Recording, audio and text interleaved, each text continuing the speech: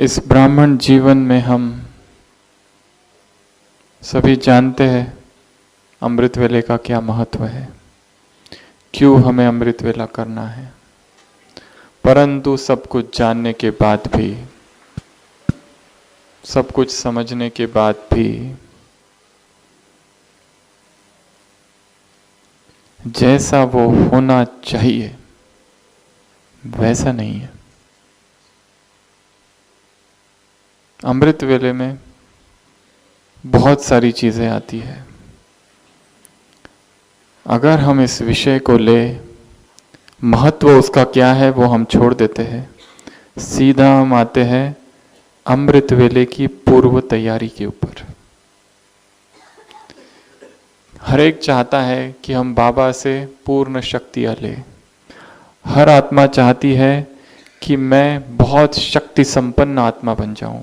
जीवन में, सारी लाइफ में, सारे दिन भर जो भी चैलेंजेस आते हैं बहुत अच्छी तरह उनको फेस करूं। हर एक आत्मा की ये चाहना है। पर उसके बाद भी कहीं ना कहीं वो उतना शक्तिशाली नहीं हो पाता जितना कि उसे होना चाहिए। या तो कोई लोग अमृत वेला उठते हैं परंतु वो फिर उसमें नियम नहीं है। कभी 3 बजे, कभी 3:15 बजे, कभी 3:30 बजे, कभी 4:30 बजे, कभी 4 बजे, कभी 5 बजे, कभी 6 बजे। नियमितता नहीं है। पहला तो ये। दूसरा, कोई कोई है जो नियमित उठते तो है परंतु नींद का असर रहता है। बहुत नींद आती है। चाहते हैं कि नींद ना आए फिर भी नींद आती है। तीसरे वो लोग हैं जो उठ तो जाते हैं, जिन्हें नींद नहीं आती है परंतु कोई खास अनुभव नहीं होता। साधारण सा उठे, बैठे, बाबा को गुड मॉर्निंग किया, तुम बाप हो, टीचर हो, सदगुरु हो, ये हो, वो हो, और पूरा हुआ। कोई अनुभव नहीं। तो ये जो अमृत वेला है, बाबा ने कहा है ये समय है अमृत का पान करने का। ऐसा शायद ही कोई धर्म है जिसमें ये बात बताई ना जाए।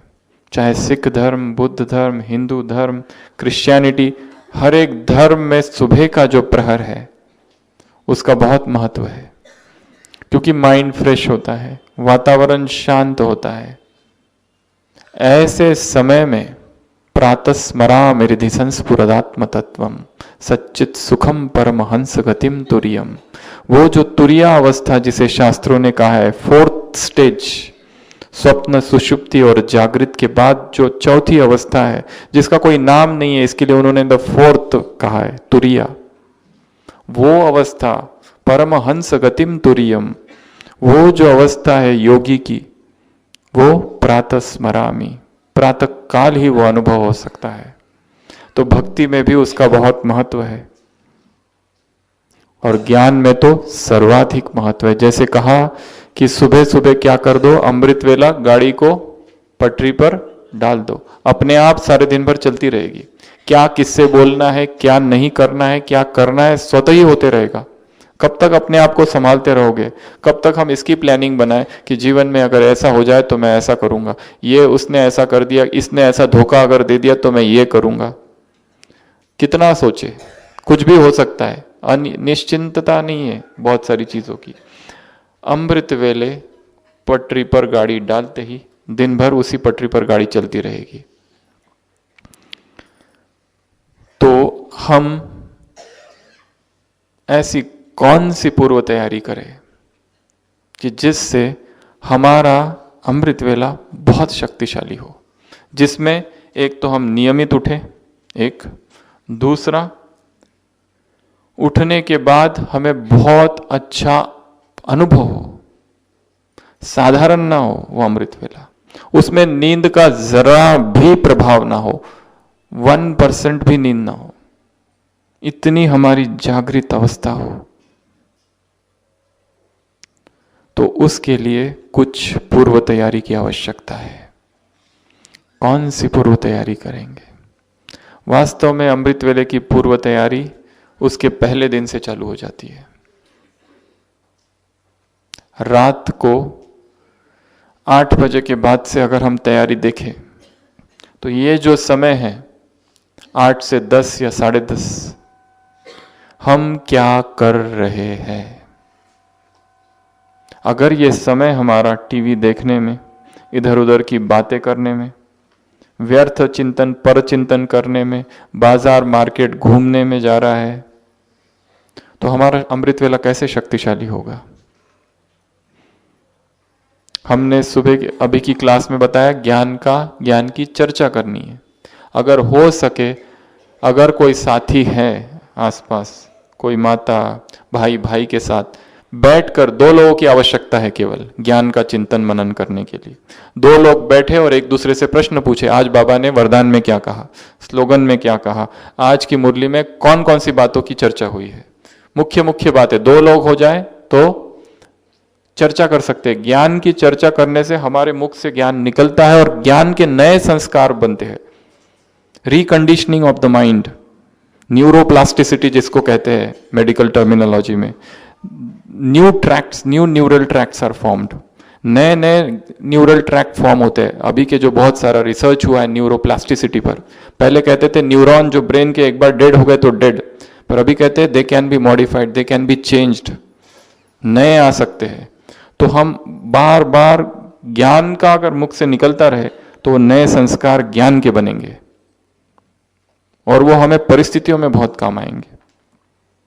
तो ये जो समय है हमारा, चाहे इसमें माताओं को भोजन बनाना है, भोजन खाना है सभी को उस पीरियड में, ये बहुत सारी बातें हैं। वो जो हमारा भोजन भी हो रात वाला, वो इतना हेवी ना हो कि जिससे नींद आती रहे।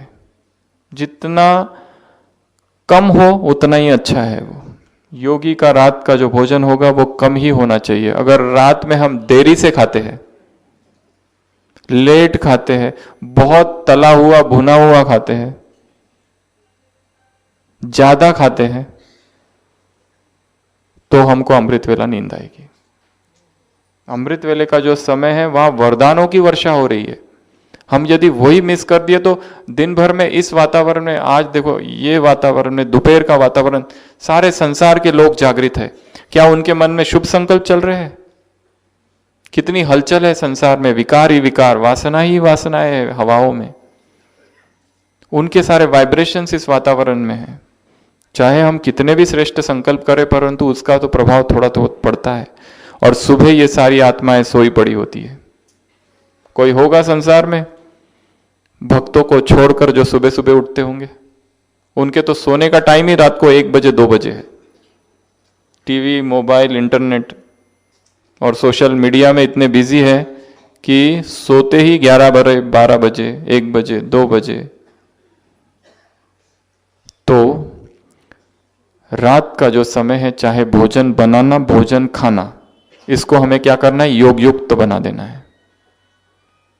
जितना हो सके रात का जो समय है वो मौन का समय हो। जितना हो सके अगर बोलना ही है तो ज्ञान की चर्चा करें। अगर कोई साथी है ही नहीं चर्चा करने के लिए, एकांत में, अगर छत है तो छत पे जाकर, कमरा है तो कमरे में ही टहलते हुए ज्ञान का मनन, चिंतन, अध्ययन करना है। क्योंकि आत्मा को लंबे समय से कुछ और चीजें करने की आदत है। जैसे ही खाली होते हम कुछ नई नई चीजें करने चाहते हैं, कुछ ढूंढने चाहते हैं, इंटरनेट पे बैठ के कुछ भी ढूंढते रहते हैं। क्या ढूंढ रहे हैं उनको भी नहीं पता, लक्ष्य कुछ भी नहीं है, बस क्लिक करते जा रहे हैं, क्लिक करते जा रहे हैं, क्लिक करते जा रहे हैं, नया नया खुलते जा रहा है, पता कुछ नहीं। तो उसकी जो पूर्व तैयारी है अमृत वेले की, वो रात से चालू होगी। रात का समय योग युक्त खाना बनाना, खाना खाना। खाना अगर जल्दी खा ले तो बहुत अच्छा, लेट खाएंगे तो फिर नींद आएगी, ज्यादा खाएंगे तो भी नींद आएगी। और सोने का जो टाइम है उसको थोड़ा फिक्स करना है। हाँ, अपवाद हो सकता है कि कोई दिन विशेष परिस्थिति है, उस दिन ठीक है, परंतु जिस समय कोई परिस्थिति नहीं है, कुछ भी नहीं है, उस समय तो कम से कम नियमित हो। और ब्राह्मणों को कितने बजे तक सो जाना चाहिए? 10 बजे तक, 10:15, ज्यादा से ज्यादा 10:30, उससे अधिक नहीं। क्योंकि हमारी ब्रेन की कैपेसिटी कम कम होती जाती है, सुबह से जागे हुए हैं। तो जल्दी सो जाना।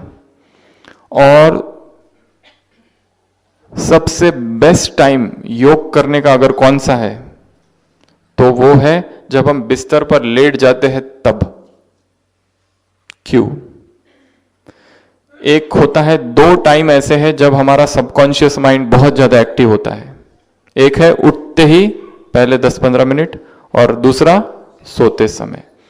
अगर ये चेतन मन है और ये अवचेतन मन है, दोनों के बीच में कहते हैं एक बैरियर है, प्री कॉन्शियस।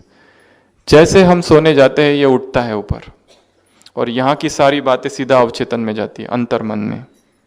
जो भी संकल्प हम यहां देंगे सीधा अंतर्मन उसे स्वीकार करेगा। सारे दिन भर में कितना भी समझाते रहो ज्ञान की बातें, अंदर नहीं जाती है बहुत बार।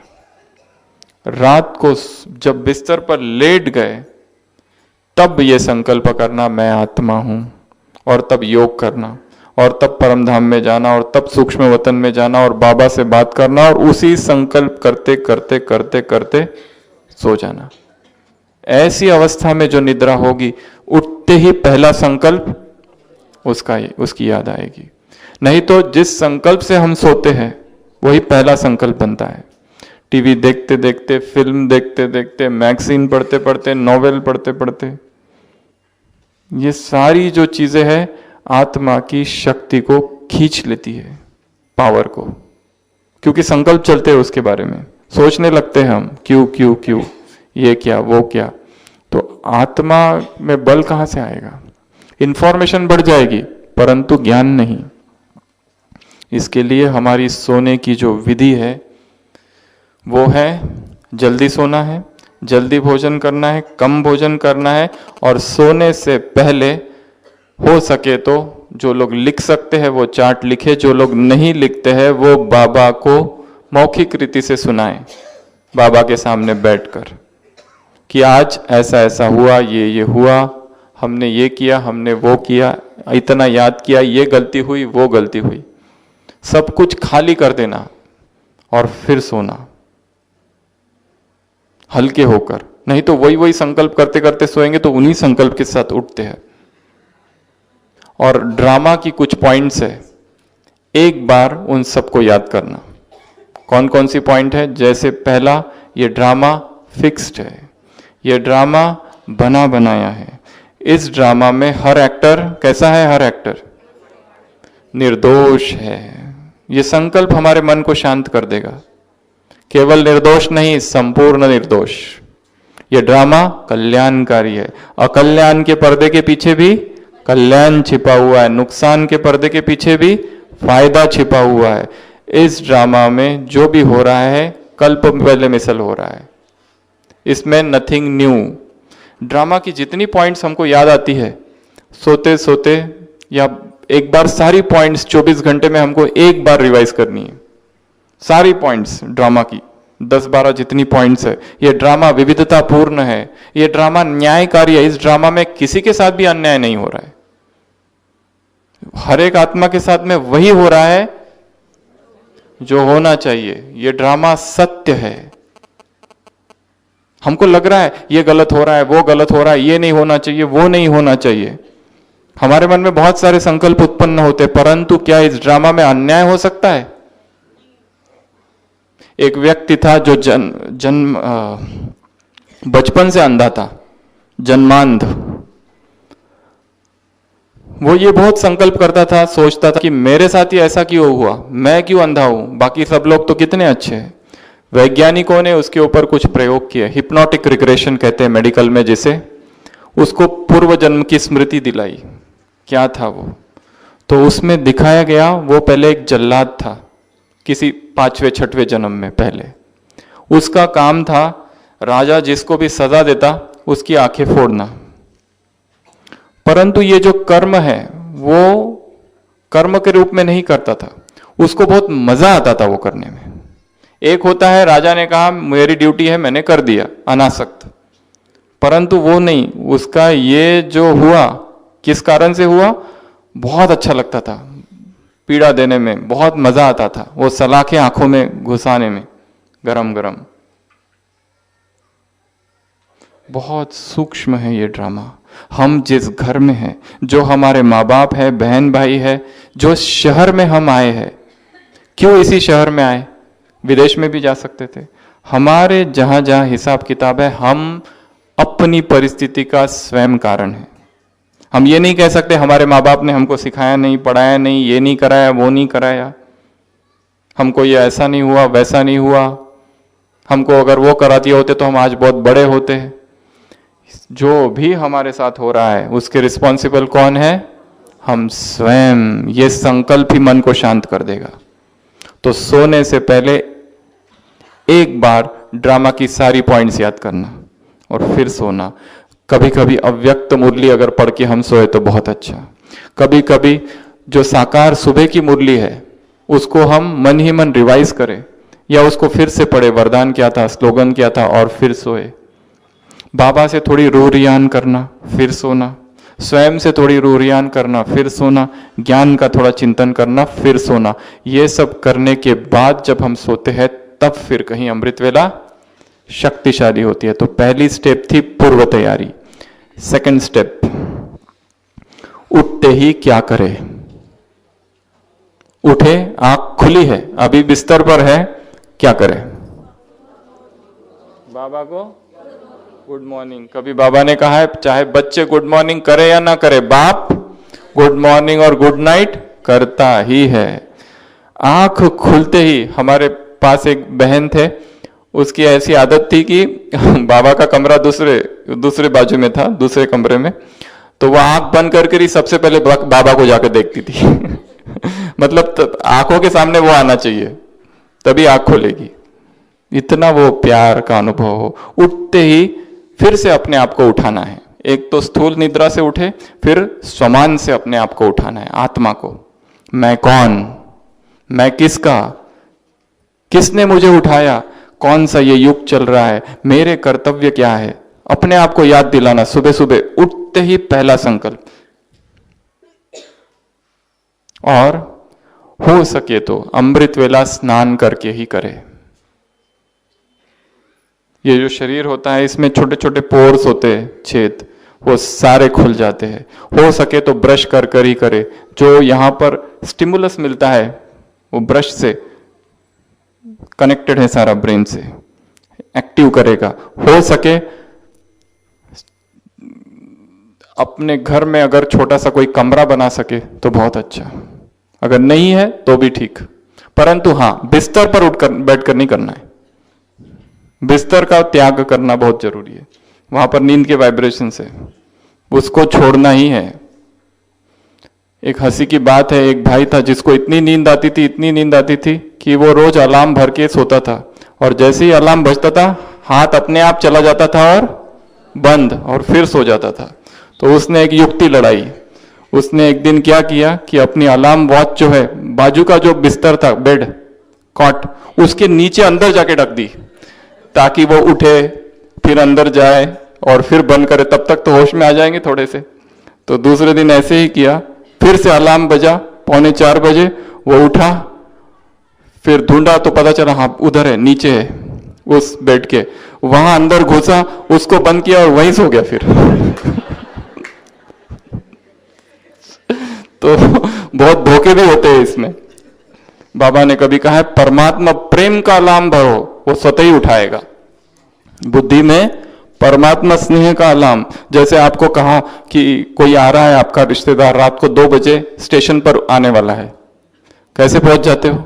अगर माताओं को पता चल गया बेटा आ रहा है रात को 2 बजे, तो सोएगी नहीं पहले तो। और यहां परम धाम से शिवपुत्र आ रहा है, पर इसका भी उत्तर माताओं के पास है, ये रोज रोज ही आता है।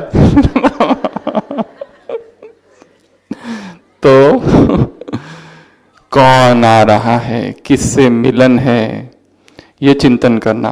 बेड का त्याग करना।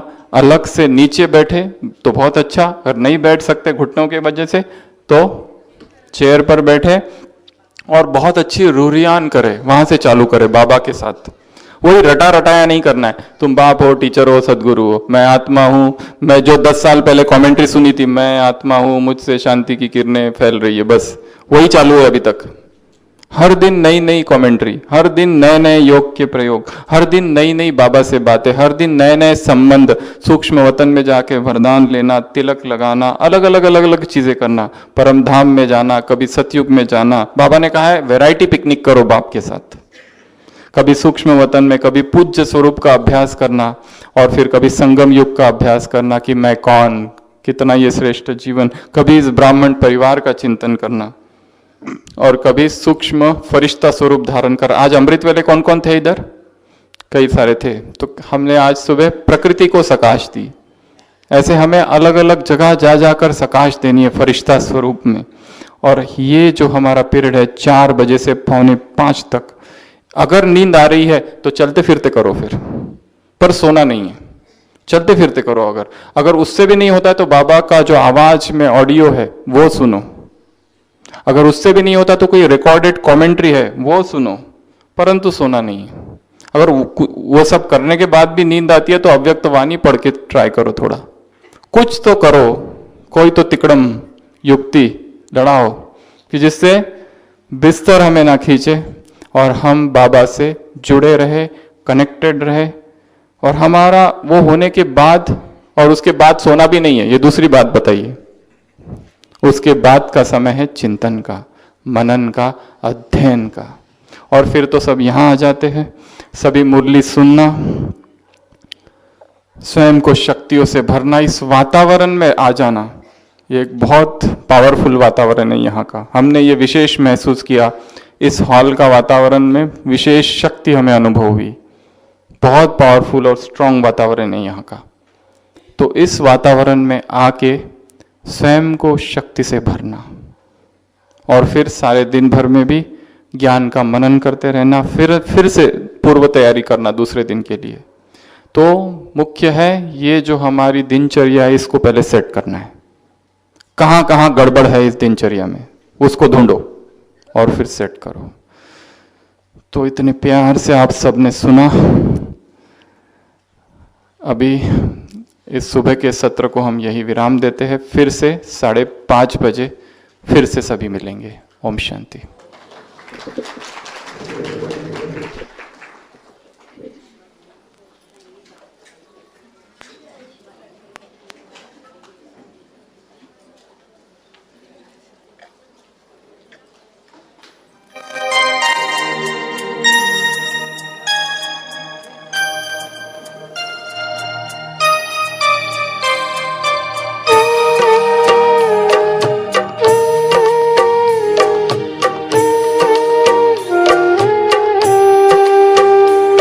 योगी जीवन बड़ा ही प्यारा, ये प्रभु का वरदान है। योगी जीवन बड़ा ही प्यारा, ये प्रभु का वरदान है।